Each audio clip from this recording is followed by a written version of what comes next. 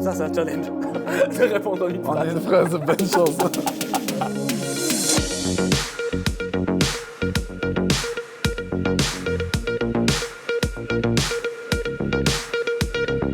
C'est à peu près comme tout le monde sait chanter. Il y en a qui chantent mieux que d'autres, on va dire. Après, oui, tout le monde est hypnotisable selon moi, sinon tout le monde a un cerveau, tout le monde arrive à penser, tout le monde a des ressentis internes. À partir de là, tu peux en faire quelque chose. Pour autant qu'il n'y ait pas un handicap mental, Très avancé, ouais, oui. finalement, je pense. Ouais. Tout le monde est hypnotisable, à différentes manières.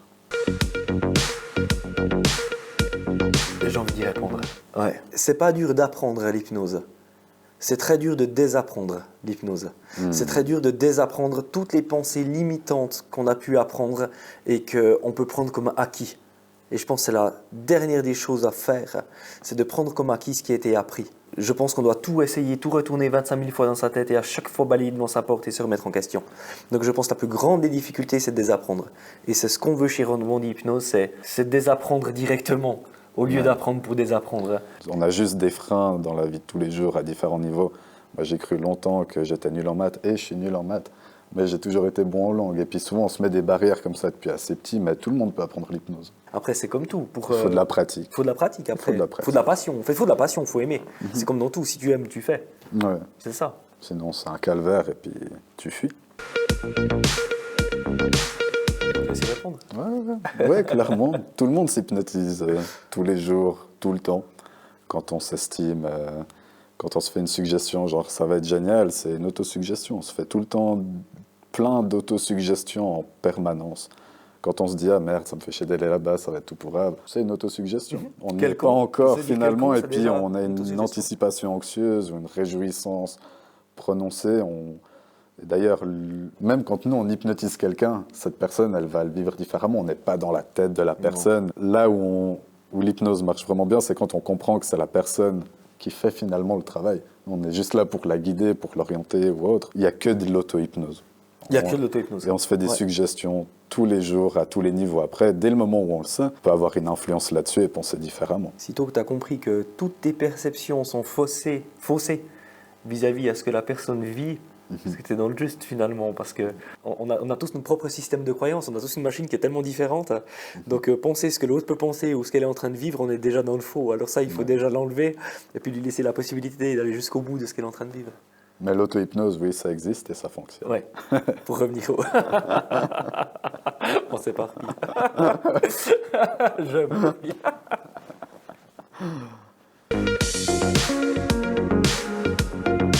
Moi, je dis souvent, c'est d'un point de vue émotionnel et d'un point de vue des automatismes. Ouais. Si tu as l'habitude d'être anxieux avant de prendre le train avec l'auto-hypnose, tu peux te rassurer, tu peux changer de manière de penser. C'est juste prendre le temps de ressentir et de penser différemment. Ça peut t'aider dans niveau émotionnel et des automatismes, je dirais, à fond. C'est ça, ouais. C'est comme si tu as un filtre devant tes yeux avec lequel tu perçois le monde. Ouais.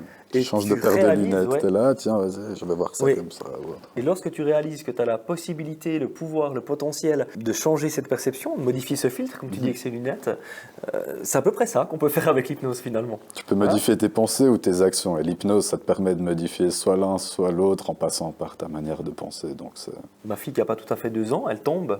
Elle se fait son bobo. Aujourd'hui, elle enlève son bobo toute seule. Elle fait fouf. Elle fait le même bruit que son papa. Elle fait fouf, comme ça. Et puis elle en rigole elle-même. Finalement, qu'est-ce qu'elle fait? Elle a une pensée qu'elle a une douleur, enfin une réalité, je veux dire. Elle a une douleur. Et elle fait quoi? Elle fait juste ce geste-là. Et pour elle, ce geste-là envoie son bobo, des fois par la fenêtre, même j'ouvre la fenêtre, enfin même par la fenêtre, ça envoie son bobo. Et elle arrête de pleurer. Elle passe d'une douleur de 4 sur 10, parce que c'est une fille, ce serait un garçon, je dirais 9 sur 10, mais une douleur de 4 sur 10. Et tout d'un coup, elle a peut-être plus de douleur du tout. Et finalement, ça c'est déjà hypnotique. On a ce potentiel extraordinaire de modifier cette vision, cette croyance. D'avoir une influence sur tes pensées et tes actions, clairement. Ouais, excellent. Alors ça, Une hypnose basée sur un psychiatre qui a eu son moment d'or, qui fonctionne peut-être encore aujourd'hui avec certaines personnes, mais qui peut être passé de date et souvent qui a une vision parmi tant d'autres de l'hypnose. L'hypnose edmanienne est une vision de l'hypnose d'un contemporain presque, pas presque, carrément. De Plutôt Milton pour Erickson. toi que pour moi. Non, de Milton Erickson. Ah oui, Il y avait Dave Hellman et puis il y avait Milton Erickson, et puis les deux, c'était un peu la guerre entre les deux parce qu'ils avaient une vision différente. Erickson est un psychiatre, Dave Hellman est un homme de radio à la base. Donc c'est vraiment, on va dire que c'est une vision qui est complètement différente. Dave Hellman, il a vu sauf erreur, il a vu son papa être guéri par une personne qui utilisait l'hypnose. Et là, Dave Hellman a été vraiment intéressé par cette pratique. Et pour lui, c'est des suggestions qui sont directes. Et on va dire la grande différence entre les deux, c'est que la méthode Erickson est plus permissive dans la manière de parler. Pas selon Erickson. Mais pas selon Erickson. Comme elle l'a appris aujourd'hui, mais oui. Comme elle a appris Erickson aujourd'hui, était exactement. quelqu'un Donc d'assez là encore, directif. c'est tellement, ouais, exactement. Dave Hellman, c'est plutôt de la suggestion directe. Aujourd'hui, il a appris beaucoup sous forme de script. Et il utilise beaucoup la régression. Il utilise énormément la régression. Donc c'est une théorie encore où regress to the cause and fix it, comme on disait avant. L'immense différence, on va dire, c'est l'induction.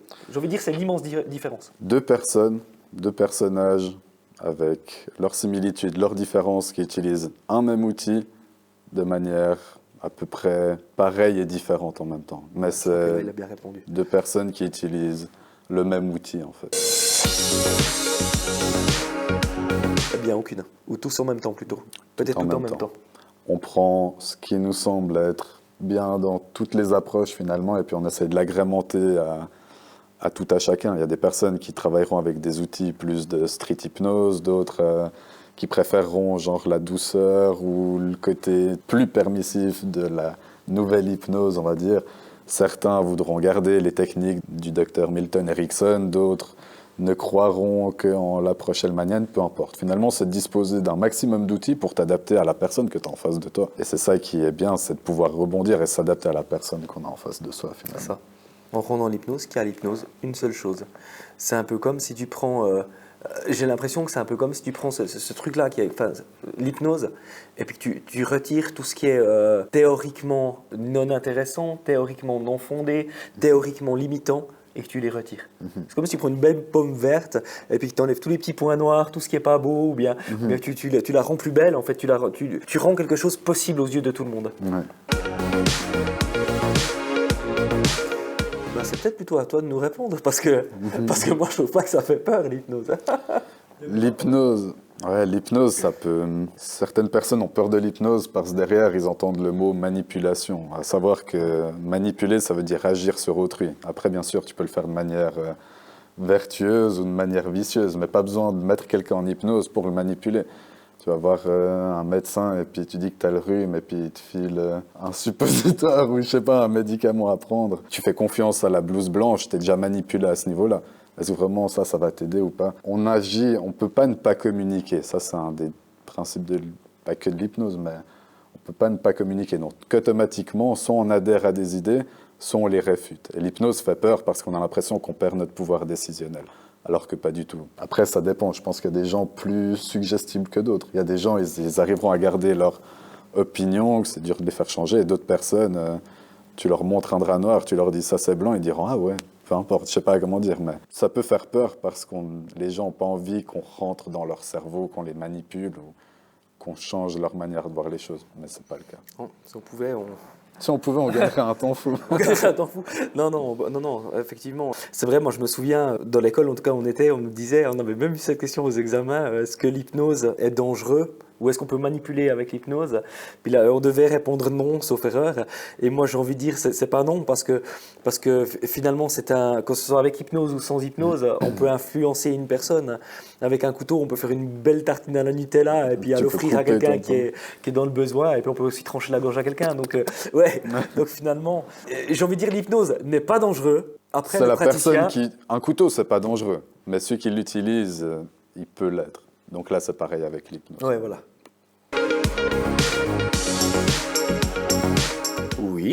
Oui, on ne peut pas aider certaines personnes qui ne veulent pas être aidées. Et avec certaines personnes, des fois, ça dépasse nos compétences aussi. Ou nos... Oui.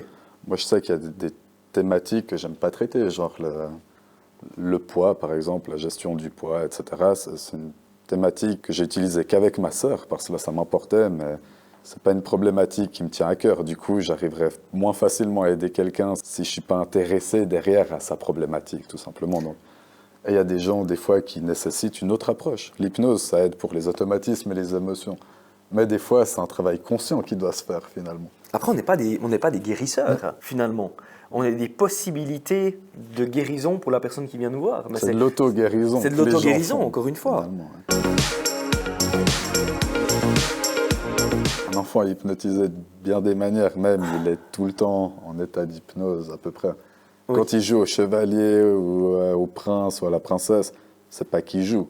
S'il a son bâton de bois et puis qu'il joue au chevalier, c'est une épée, façon de parler.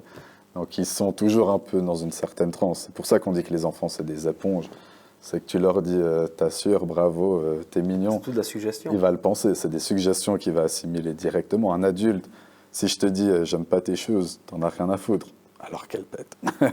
Mais si tu dis à quelqu'un, genre un enfant, genre ouh t'es vilain ou je sais pas quoi, il n'aura pas ce filtre de se dire oui ou non. Donc un enfant, c'est très facilement hypnotisable par la télé, par des clips musicaux, par son entourage, par l'école, par les amis, par absolument tout en fait. Parfois, suivant l'âge de l'enfant, j'ai envie de dire que le meilleur outil thérapeutique pour cet enfant, c'est sa maman ou son papa. C'est les parents, l'entourage direct, autre. Ouais. Ouais. Donc, plutôt que d'hypnotiser les enfants, on ferait mieux d'hypnotiser en général les parents. Ouais. J'ai envie de dire oui quand même. Elle est cool cette question. J'ai envie de dire oui parce qu'effectivement c'est... C'est magique de se reconnecter à son propre potentiel, ouais, c'est clair. Ouais, c'est magique de savoir que tu as un impact sur tes pensées, d'avoir un impact sur tes pensées, ça influe tes actions. Donc ouais, C'est magique. ça c'est magique. Après, tout dépend dans quel sens on entend magique, mais C'est pas un tour de magie, mais c'est magique. c'est de la magie intérieure, voilà. J'ai une fois une personne qui m'a écrit sur Instagram où j'avais mis un post sur l'hypnose du spectacle, puis qui a écrit un texte, puis qui a marqué ce qui est vraiment dommage, c'est que les gens, en voyant cette hypnose de spectacle, en voyant cet artiste que j'avais mis, les gens ont l'impression que c'est comme si c'était une baguette magique et puis ça peut se faire en one shot. Je me souviens de mettre ça en one shot. C'est pas un langage que moi j'utilise l'anglais parce que je suis très mauvais. Et je me souviens, j'ai lu ça et je me suis dit très dommage parce que c'est limitant. Si la personne pense que tu as une baguette magique et que tu peux le faire en one shot, alors pourquoi pas, j'ai envie de dire. Puis là, ça rejoint sa pensée à elle, et puis ça devient magique, parce que c'est sa vision qui est utilisée. Pourquoi recadrer une vision quand elle est offerte sur un plateau d'argent, j'ai envie de dire. Après, c'est toujours bien de redonner à la personne le propre pouvoir sur Mais sa personne, c'est lui qui l'a, plutôt que de faire forcément. croire que c'est grâce à une tierce personne, finalement. Forcément, Ouais. forcément. Redonner la baguette magique à la fin. C'est ça, même avant la séance. Oui, c'est une baguette magique, mais c'est toi qui dois faire ton tour de magie, ça c'est excellent. C'est comme ça qu'on fait les suggestions, tu fais abracadabra et boum. Merde, je viens de dire le truc de... le sort de Mordor. J'ai pas compris. J'ai ri, t'as fini.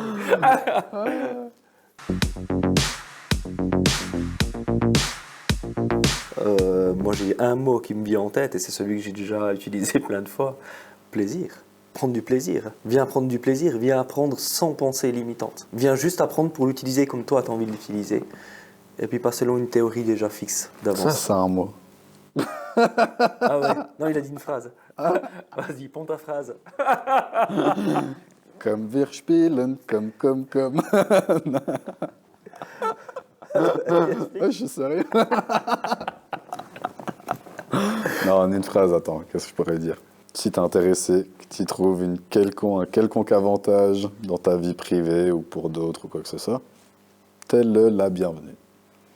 Que tu sois novice ou déjà hypnothérapeute ou dans quelconque thérapie, ouvert à tous vraiment. Quelconque personne est bienveillante et a un intérêt. Viens comme tu es.